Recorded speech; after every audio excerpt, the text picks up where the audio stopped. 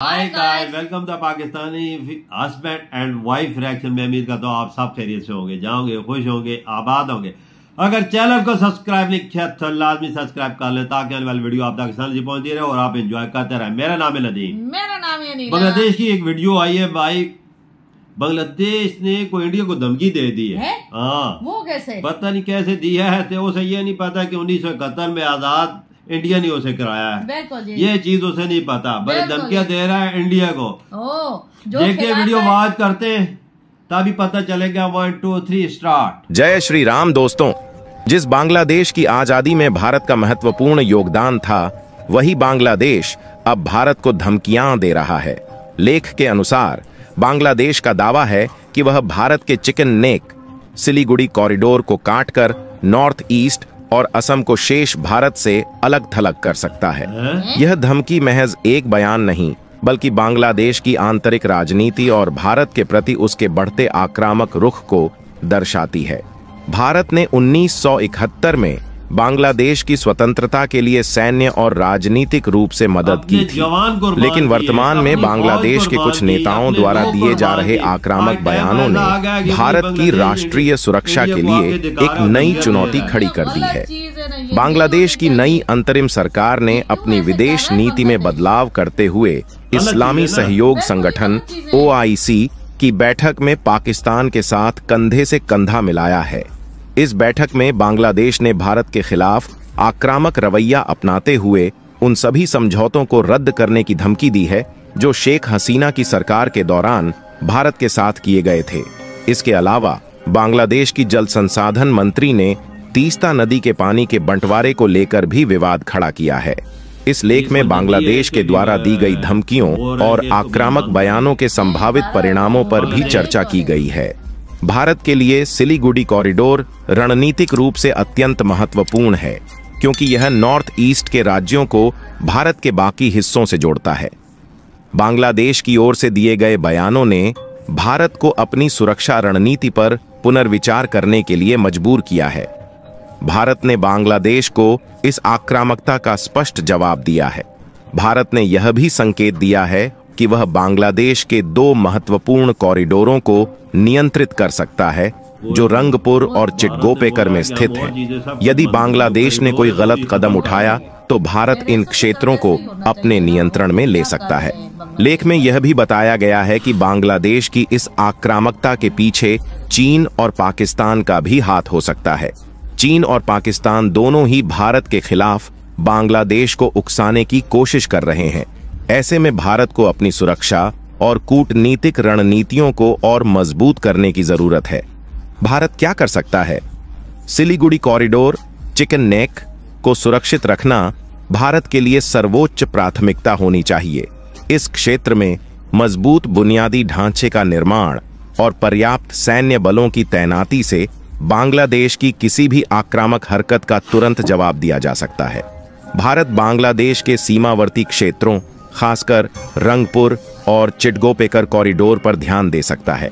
इन क्षेत्रों में भारत की मजबूत उपस्थिति से बांग्लादेश को अपनी सीमाओं पर दबाव महसूस होगा।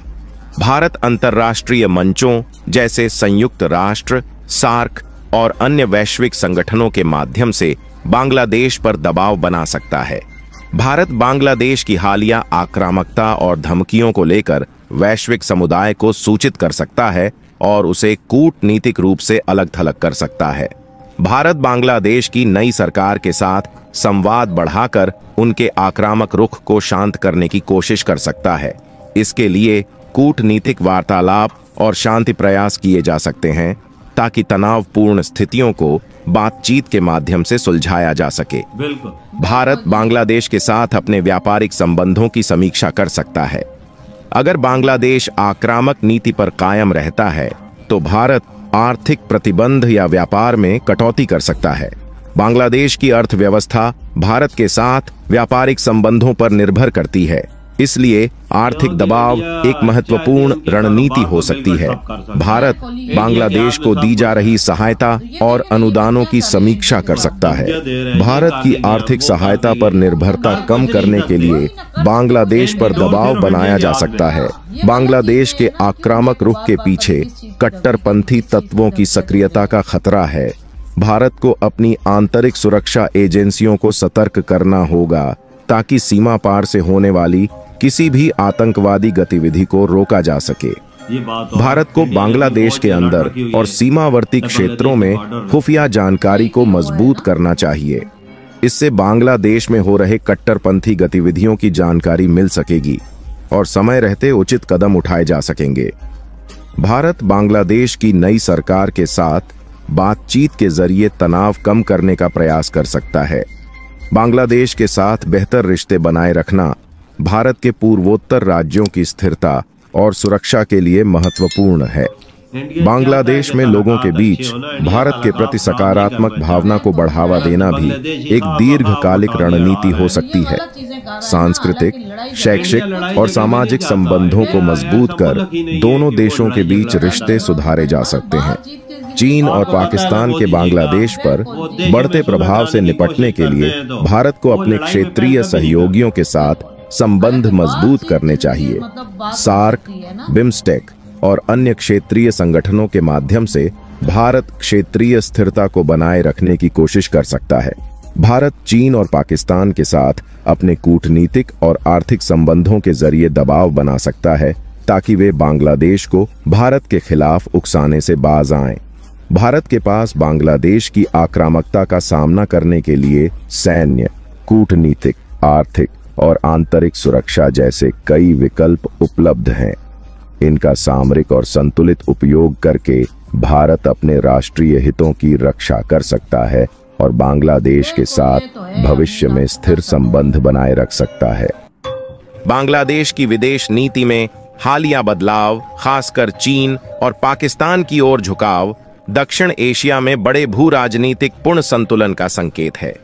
यह न केवल भारत बांग्लादेश के द्विपक्षीय मुद्दों को दर्शाता है, बल्कि इस क्षेत्र में बाहरी शक्तियों जैसे चीन के बढ़ते प्रभाव को भी उजागर करता है।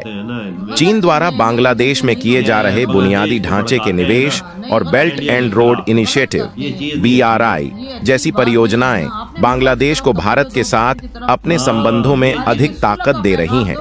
चीन, जो भारत का एक प्रमुख रणनीतिक प्रतिस्पर्धी है, दक्षिण एशिया में अपना प्रभाव बढ़ाने के लिए लगातार प्रयासरत है। बांग्लादेश को आर्थिक और राजनीतिक रूप से समर्थन देकर चीन भारत के प्रभाव को चुनौती देने की कोशिश कर रहा है। बांग्लादेश को चीन की ओर से मिलने वाली मदद उसे भारत के सामने अपने रुख को मजबूत करने का अवसर प्रदान कर रही है।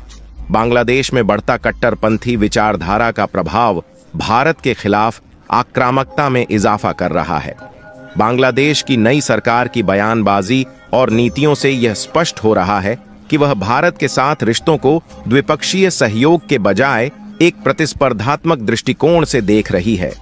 यह भी संभव है कि आंतरिक राजनीतिक अस्थिरता या चुनावी समीकरणों को देखते हुए यह रुख अपनाया गया हो ताकि कट्टरपंथी गुटों का समर्थन हासिल किया जा सके। हाल ही में सत्ता में आई अंतरिम सरकार अपने आप को मजबूत करने के लिए राष्ट्रीयतावाद और आक्रामक विदेश नीति का सहारा ले रही है। यह रुख अधिकतर घरेलू राजनीतिक जरूरतों से प्रेरित हो सकता है, जहां भारत के खिलाफ सख्त रुख अपनाकर आंतरिक समर्थन हासिल करने की कोशिश की जा रही है। बांग्लादेश तेजी से उभरती हुई अर्थव्यवस्था है और उसकी बढ़ती आत्मनिर्भरता उसे भारत के खिलाफ बोलने का साहस दे रही है। हालांकि भारत के साथ व्यापारिक संबंध बांग्लादेश की अर्थव्यवस्था के लिए अब भी महत्वपूर्ण हैं, लेकिन चीन जैसे अन्य देशों के साथ बढ़ते संबंध उसे विविधता प्रदान कर रहे हैं। यह नई आर्थिक गतिशीलता बांग्लादेश को भारत के खिलाफ कड़े कदम उठाने की स्थिति में ला रही है। बांग्लादेश का आक्रामक रुख भारत के लिए केवल एक द्विपक्षीय चुनौती नहीं है, बल्कि इसका असर भारत की व्यापक क्षेत्रीय रणनीति पर भी पड़ सकता है। भारत को यह सुनिश्चित करना होगा कि वह बांग्लादेश के साथ अपनी नीतियों में संतुलन बनाए रखे ताकि चीन और पाकिस्तान के प्रभाव को सीमित किया जा सके। इसके लिए भारत को क्षेत्रीय सहयोग और अपनी कूटनीतिक पहलुओं को और अधिक मजबूत करना होगा। ये तो रही हमारी वीडियो खत्म। देखा है भाई? बिल्कुल जी देखा है। और बांग्लादेश खामखा धमकियां इंडिया को दे रहा है कि ये को पानी का भी मसला है, वो पानी का भी बोलता है कि मैं बंद कर दूंगा और चीजें हैं वो भी खत्म कर दूंगा। भाई हर चीज खराब करने पे तो ला हुआ है, खुद अपने पाँव में कुल्हाड़ी मार रहे हैं। इंडिया चाहता है कि ये चीजें खराब ना हो, सही बात, और जो हम इनकी मदद कर रहे हैं वो जारी रखे। मैंने फिर इंडिया ने हर चीज इनकी बंद कर रखी है। सही बात है, इनके साथ ऐसा ही होना चाहिए। मैं कहती हूँ इनको पंगा लेना ही नहीं चाहिए भारत के साथ कि ये चीजें बंद कर देंगे, वो चीजें बंद। इन्हें पता नहीं है कि क्या कुछ मदद इंडिया कर रहा है। पहली तो फटकार इन्हें लगी, कपड़े की बड़ी फैक्ट्री थी इंडिया की, उधर ही पहली फैक्ट्री उन्होंने बंद करके वो उठा के इंडिया में ले आए। सही बात है, इनके साथ मेरे ऐसा ही होना चाहिए ना। ये क्यों पंगा बका पंगा ले रहे हैं ना इंडिया वालों को। इंडिया का कुछ नहीं उनके लिए कर रहे हैं, बहुत कुछ उनके लिए कर रहे हैं, तो ये क्यों ऐसी बातें करते हैं। सब्जियां, दवाइयां, शवाइयां सब कुछ इंडिया ने बंद कर दी उनकी। बिल्कुल बंद तो इन्हों करने चाहिए थे ना। देखे ना, उनकी हर जरूरत का इंडिया ख्याल रखा था, हर जरूरत का। इनको नहीं चाहिए, इनको चाहिए था कि ताल्लुकात अच्छे रखे, दोस्ताना माहौल रखे। इनको पता है कि इंडिया हमारी कितनी हेल्प कर रहा है, पर यूनो सरकार तुली हुई है कि इंडिया से ताल्लुकात खराब हो हमारे, क्योंकि वो चाइना के आके और पाकिस्तान के कहने पे ये चीजें कर रहा है ना, भुगतेंगे अवाम, क्योंकि महंगाई का सामना अवाम को करना पड़ेगा, यूनुस को तो नहीं करना पड़ेगा ना। सही बात है, वो तो कुर्सी पे बैठा हुआ है, वो तो ऑर्डर कर रहा है, कभी ये बंद कर दे, कभी ये बंद कर दे, बस पंगा लेना आता है। लेकिन वही आते भुगतती है अवाम, उनको भुगतना पड़ता है। महंगाई का सामना करने का उनको करना पड़ेगा ना। इतनी हो गई है कि जो चीज 100 रुपए की थी वो 200-300 की मिल रही है, 300 रुपए हो गई है। हर चीज महंगी होगी, खाने पीने, दवाइयाँ महंगी हो गई, हर चीज महंगी है उधर। अच्छा, आप ये सोच सकती हैं फिर गलती किसकी। इंडिया चाहता है कि ये तलाकात अच्छे रहे। देखो इंडिया हर चीज प्रोवाइड करता है ना, बिजली से लेके मेडिसिन तक, दवाइयाँ तक देता है उन्हें। मतलब जरूरत की हर चीज जो है वो मतलब इंडिया को दे रहा है। ये सारा जो इनका निजाम चलता है, जो इनकी इकोनॉमी है इंडिया के सर पे, इंडिया ने हाथ खींचा तो ये नीचे और भी गिर जाएंगे। अभी तो थोड़ा सा खींचा है ना, अगर एकदम खींच जाए तो समझिए खुद ही अपनी मौत मार जाएंगे। इधर ही हम अपनी वीडियो का अख्ताम करते हैं। अगली वीडियो में फिर मिलेंगे, तब तक